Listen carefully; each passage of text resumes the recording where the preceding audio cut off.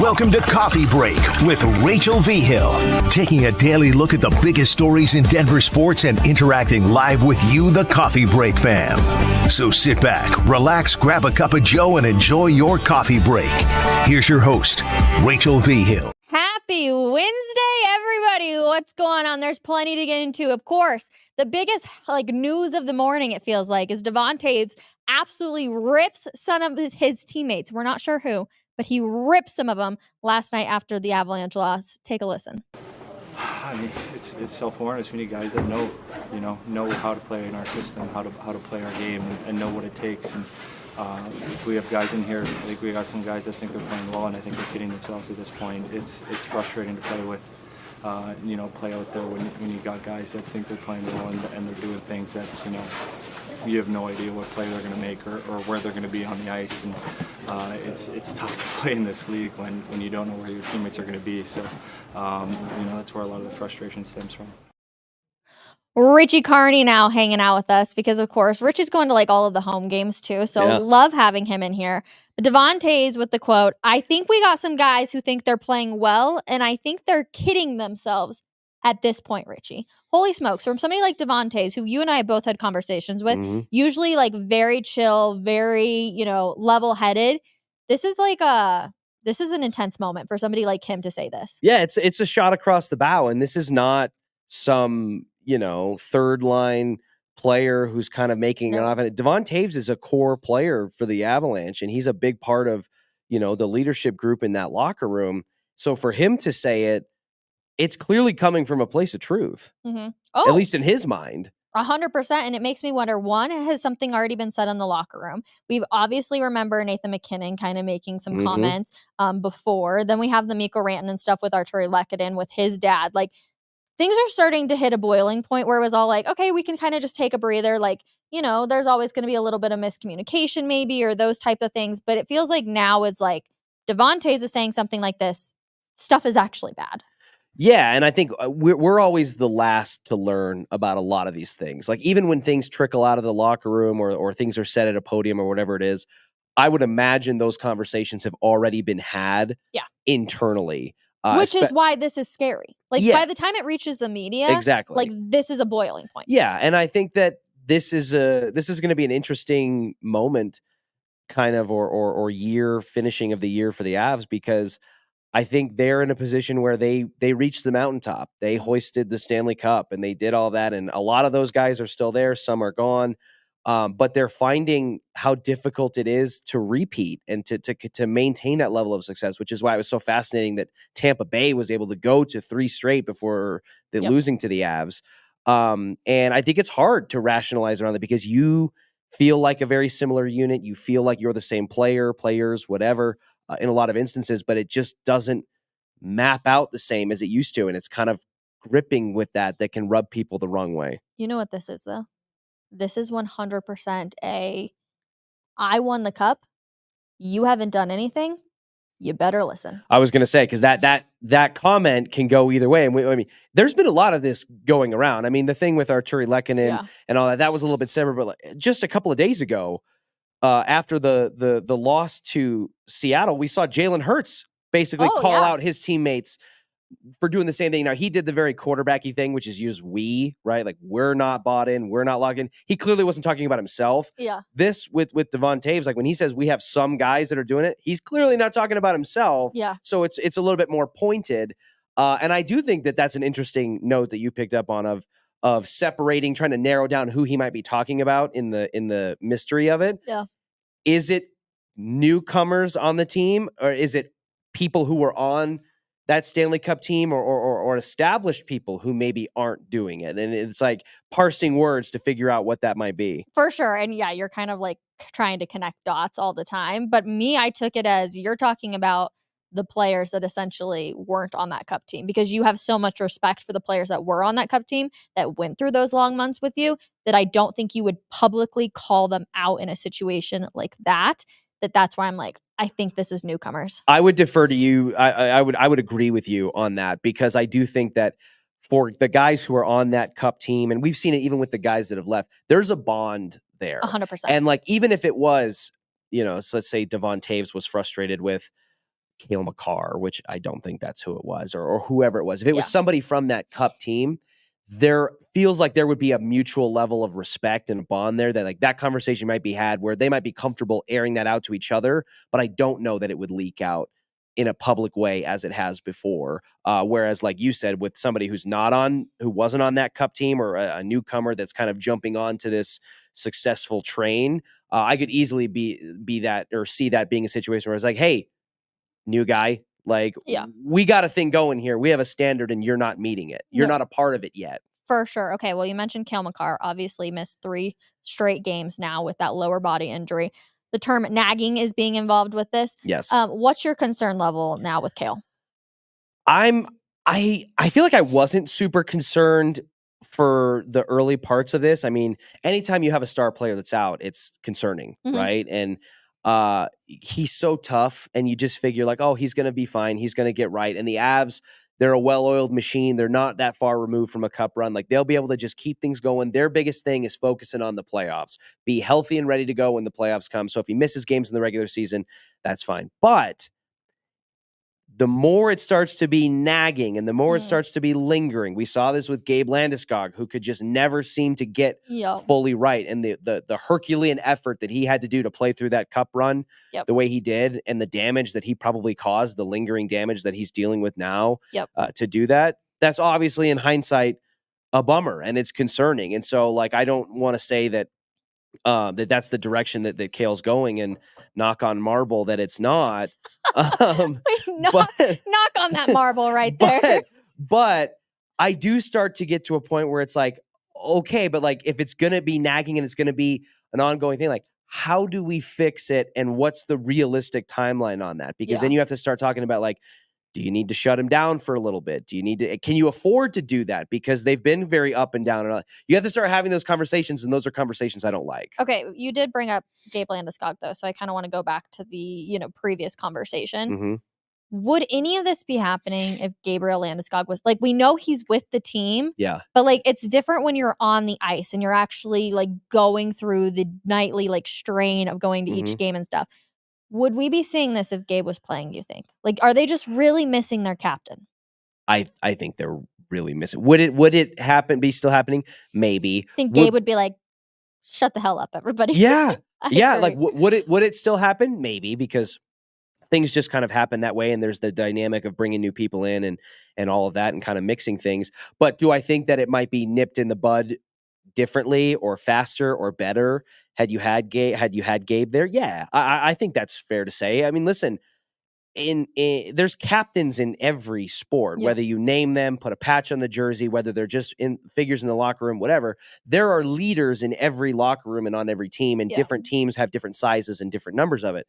But it really does feel like it means something. That C on the jersey means more in hockey than it does in a lot of other sports. And Gabe Landeskog's don't grow on trees. From a talent standpoint, they don't, let alone a leadership standpoint. Somebody who has the ability to navigate those issues and keep people together, and just that you can get a group of grown men to buy into and follow. It's rare. And so, I mean, there's a reason they haven't really they haven't replaced it. Yeah. They haven't put the C with anybody else. Do you think that maybe even Devon Toews too, this just came into my mind, is going to say like, Cale's out. Cale's a leader for this team. Gabe's gone. Devon is like, all right, like neither of those guys are here. Maybe I need to step up and I need to say something. We know Nathan McKinnon's not going to, voice too many concerns publicly by any means. Or I think in the locker room, he's a little bit more of a, I don't know. He's like a stone cold killer, right? You just don't want to be on his bad side. Like that's all I can think about when I see Nathan McKinnon. Yeah, he wears his heart on his sleeve. Yeah, and he's not afraid to show displeasure, to voice displeasure or irritation or frustration or whatever. And you never really see him get super high either. No. Like he's not jumping around, at least not as much around us. I'm sure privately and among the guys, he has his own persona, just like I think a lot of them do. It feels like, to answer your question, do I think Devon Toews? Maybe. It really just depends on if that's the kind of person you think that you are. It feels like, from our vantage point, it feels like Cale has been positioned to be that guy. He's always the one who answers first on a lot of that stuff and whatever. And I think that's, it's been established that that's not who McKinnon is. It's kind of like what the Broncos went through with Von Miller. Like he was the best, he was the best player on the team, and he was clearly the biggest, star and all of that. But he wasn't the natural born leader. Yeah. DeMarcus Ware was, on the defense, and you had the great comparison. Yeah, you had DeMarcus Ware who would do that, and you had members of the no fly zone. Yeah. Kind of go in that direction. So I think that's kind of what we've already established is with Nate, and I don't think Cale is the type of personality to replace that of a Gabe Landeskog. So they really just don't seem like they have one solid person. And I think that's contributing to some of the shiftiness. It's a bit of a bummer. Yeah. Did you realize that you were wearing Detroit Lions colors today when you sat down? I don't think it's technically Honolulu blue, but I thought about that when we first sat down. I really did. All right. Well, he was in Detroit cheering on the Broncos, getting heckled by a lot of Detroit Lions fans on Saturday night. So I'm curious. I want to hear the experience from your eyes. It was my first time being back in Detroit in a long time, and my first time being back to Ford Field in probably more than a decade, if not a decade. Beautiful. Wait, fill people in. You grew up in that area? No, I went to college in that area. Okay. I have some family, some extended family that lives out there. I went to college out there at Michigan State. So I hadn't been back there in a long time, but I grew up here. Okay. And downtown Detroit has kind of had a resurgence. It's a beautiful city. It's a lot of cool stuff going on. It has like a real fun vibe. Ford Field was amazing. The interior better than Empower? I think there's more it has more to it. Yes. Okay. Yeah. I mean, it's a dome, and we know how people feel about, non-open air stadiums. I'm not even trying to start that, but the atmosphere was loud. The things that they have in the stadium that you can enjoy, all the amenities are really fun. The view, because it's built like a dome, almost like Bankers Life Fieldhouse in Indianapolis, there's really not any bad seats in the house. And I think Empower has a little bit of that, even though it's a little bit just more spread out. But it was easily the least represented I've ever seen the Broncos at a game that in recent memory. I was there. I had a Broncos jersey on, and you can see it because even though the Broncos and the Lions both have blue in their color scheme, it's very different blue. So you can spot it in a crowd, light blue, dark blue, orange, this, and that. And man, was I and the small contingency of Broncos fans scattered throughout there way more outnumbered than I thought, because I attribute Broncos Country as traveling really well. They travel super well. And you see even at SoFi, like it's half orange in that stadium. Like I feel like no matter where you go, Broncos Country definitely does support. There's other factors too. I mean, you're going to Detroit in December, and it's not exactly as sexy of a away game as like going to LA in the fall, Detroit has this like resurgence. So now everybody's like on board. Let's go Lions. And I'm glad you said that, because that is it. Because I heard Andrew Mason and others talk about like, hey, if the Lions don't get off to a fast start, that crowd could turn against them. And it actually turned out to be the exact opposite. They didn't really get out to a super fast start. They had like 3 possessions before anybody scored. And it was kind of like this ugly back and forth for most of the first quarter. And not only did they not turn against them, it was so loud. I think I tweeted it out during it. I was like, there is no chance Russell and company can hear anything that's going on. That was going to be my next question. Like during those, questionable play calls and things like that, like, was it just crazy loud that you don't think anybody could have heard anything? Like, do you think even if Sean Payton was telling Russ, like, do not go, like Russ couldn't hear him? Probably. Yeah. I mean, at a minimum, it would have been the thing where you see them trying to cup the ear holes on their helmet because they got the microphone in there and trying to do it. But everybody was turning around, trying to look, trying to see. It was exactly what you would want out of a home field advantage if you were the Lions. And I think it made a difference in the game. Yeah. No, I mean, that's why they have home field advantage, right? Yeah, you brought it up, like the Lions are kind of Detroit's kind of resurging, specifically the Lions the last 2 years. Yeah. They've been, this is a fan base that stuck by their team when they never won anything. They're, and maybe it's a Midwest, like a regional thing, because you got the Cleveland Browns who were horrible for so many years, the Lions, things like that. And now that the Lions especially, but even the Cleveland Browns have peaked up and kind of flirted with it at times. Now that those fan bases who are loyal to their horrible teams have good teams to root for, it's like ravenous. Yeah. No, straight up. Also, I have to give Richie a shout out too, because on Monday, is that when I saw you? Well, first of all, Saturday night, Richie's tweeted this picture. And essentially, he was like, standard bucket price. Also, I got you a to-go container, so don't worry, a popcorn. You guys, I thought he was totally kidding until he brings me actual popcorn. And the fact that it lasted 48 hours and I was still able to eat it on Monday. And you guys, it was good. Okay. I could not believe that was the case. So You're Richie, the definitive voice on it. I appreciate you for bringing popcorn all 1,200 miles from Detroit. Yeah, so I had to Google it. I was like, yeah, it's like 1,300-mile trek for this little tub of popcorn. Yes, though, it was delicious. All right, I do want to get into a little bit more of the game. Typically on Wednesdays, I like to, look ahead Shift focus. Yeah, the Patriots, because it's like, all right, this is behind, like, whatever. You can't do anything about the loss. But I think because it was such an ugly loss for the Broncos, and truthfully, it just didn't feel like what we've seen in previous weeks. Like, even the Texans game was not great, but, like, this game against Detroit just felt different. What was it in your eyes? Being there, watching them on the field, up close, what was it that just kind of stuck out to you the most? They just really couldn't get any kind of rhythm going offensively until late when it was already kind of out of hand. Yeah. That touchdown to little Jordan Humphrey, I was stunned, did not get overturned, because when they were playing it in the stadium on the replay, it looked like the ball dropped and it bobbled and all that. But so they got away with one there. It just felt like they were sluggish and out of sync. And defensively, you just ran into a team that's got studs. Yeah. I mean, Amon-Ra St. Brown is a bona fide number one wide receiver on almost any team For sure. in the NFL. And the Broncos don't have that. You saw what damage, and I'll give credit to Philip Lindsay, who was pointing this out for the last handful of days. You saw what a team can do when they've got a damage difference maker at tight end, like the Lions do in Sam Laporta. And the Broncos just have that missing from their arsenal, Yeah. So you ran into a team that's just better than you. They're just on a different plane. Their offensive line was protecting Goff better. I felt like we knew that, right? Like, that's why everyone was like, they'll probably lose this game. But because it was so bad, I think that's where people got really, like, extra frustrated. Like, I was expecting them to lose. Like, when I woke up on Saturday morning, I was like, I don't have a good feeling about this. But I thought it would be, like, a 7-point loss. So did I. I thought it would be a closer game.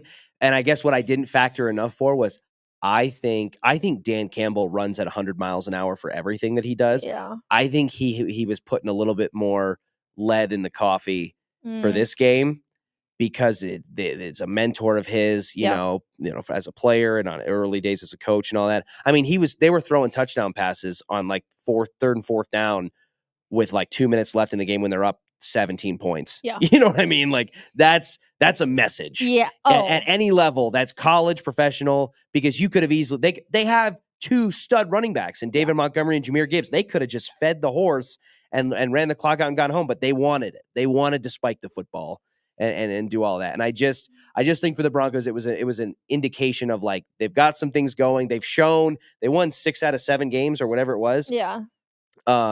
And they've shown that they can turn around and be better than they've been since Super Bowl 50 in a lot of ways, but they've got some hills left to climb. How about Detroit being kind of savage by playing Future for the warm-ups for Russell Wilson? I love it. In case you don't know, like, the backstory on this, Sierra, was she married to Future? I don't know if I'm not sure if they were married, but they were together in a Yeah. relationship, have a kid together, and I don't think they were married, but yeah, so they had a kid together. yeah. And Obviously, she's now with Russell Wilson. Yeah. They have kids together. And Detroit, being as savages that they kind of were, during the entire warm-up session when Russell Wilson was out there, they played Future. And Future recently came out with a song that has something about Russell Wilson. I don't know the exact lyrics. F Russ or something like F Russell. It's Yeah. just like a random little jab out of nowhere. It's just such a savage move by Detroit. And like, I don't look at it and I'm like, oh, shame on you guys for doing that, because you do whatever you can to get into a team's head or a player's head. But I was just like, wow. It's all about Russ. I don't care what anybody says. It's all about Russell Wilson. It was a perfect embodiment. I wasn't really familiar with it until I spent a few years out there going to school. Michigan in general, but specifically in Detroit, and again, it could be a Midwestern thing. They are so us versus the world. Really? And like, oh yeah, it's Detroit versus everybody. They got T-shirts and this and that, and they like, they embody that, like, gritty, kind of like persona. And so when I heard it, because I didn't pick up on it right away, but then when you texted me, I started paying more attention to it. But it's a great troll. First of all, it's awesome. It's a great troll. Do what you want to do. But there's another part of me that's like, if I'm looking at it from the flip side, if I'm Russ, I don't even know if that bothers me all that much, because I feel like I won. If I'm Russ, it's like, you got the girl. You dated Sierra. Like, okay, I married her. You had a kid with her. He's got 3. Yeah, I think now. And do you think he really cares? No, Russ gets so much hate all the time. He's a great dad. He's a nice guy. He's, him and Sierra seem so happy together. A smoke show. Yeah. So if I'm Russ and I'm listening to Future put the little, jab swearing at me in the song or whatever it is, and these games are doing it, I'll be like, yeah, okay. Oh, you got me. I'm married to a superstar, like gorgeous model, and I have a beautiful family. And I was like, burn, I feel like it's not even a jab. Yeah. I've brought this up with Will Peterson yesterday after watching what Drew Lock did in Seattle, and we can all remember how much Seattle loved Russell Wilson. Do you think that Russ ever regrets wanting to be traded? No, I don't, because I think he hated it in Seattle. You think he likes it here?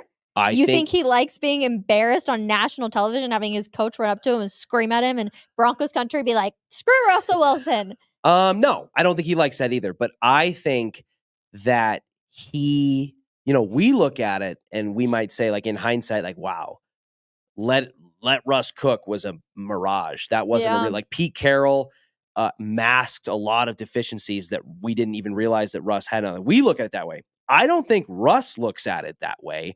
I think Russ was so poisoned by the relationship with Pete Carroll and John Schneider. I think elements of the locker room had maybe turned against him, because you have guys that look at the way the players rally around Pete now. I don't think that was different when Russell Wilson was there. That post-game speech that he gave after they beat the Eagles, that's like this guy's in his early 70s, and he's got more energy than me.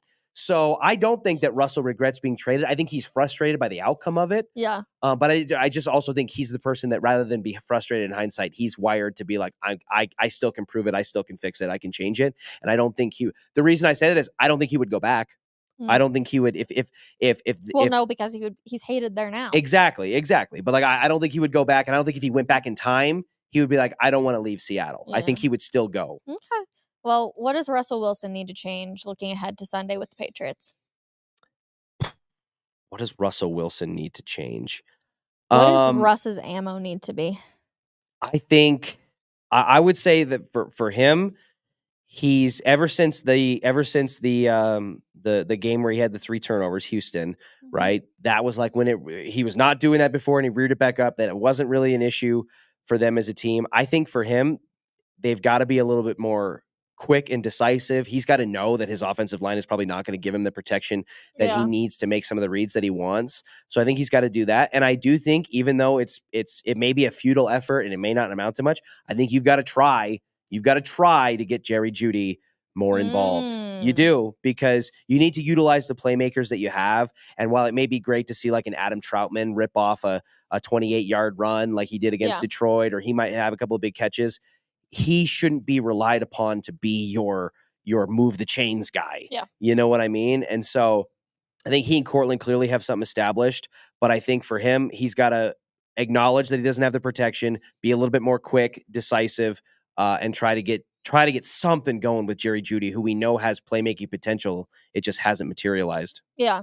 I think that Sunday's game is going to be really interesting, because it's obviously, you have like a really bad team in the New England Patriots, but you have a head coach out there who's like, I need to make my mark kind of thing, because I'm probably not going to work here come 3 weeks apparently later. It's already done, right? It's not going to happen. So am I going to retire? Am I going to go someplace new? But I think he doesn't want to go out on that kind of foot. And I think he's going to come in with like a little bit of a chip on his shoulder. That is why they should beat the brakes off of this Patriots team. It should be a Here's blood. Here's the thing, though. I don't know if they can. I don't think they're going to. I was just going to say, they should beat the brakes off. It should be a bloodletting, but I'm nervous. Whoa. because Are you taking the New England Patriots I'm to beat the Denver Broncos? I'm not going to. I don't know. I'm I not think if we going to. did a replay right there, I'm not going to. But what I'm going that to say would've is, been what I'm going to say is, I'm nervous because you got Bill Belichick, who he's probably not going to be there next year. He's been Oh. dragged through the mud in more ways than he's ever had to, and he is a prideful, crotchety old guy. Yep.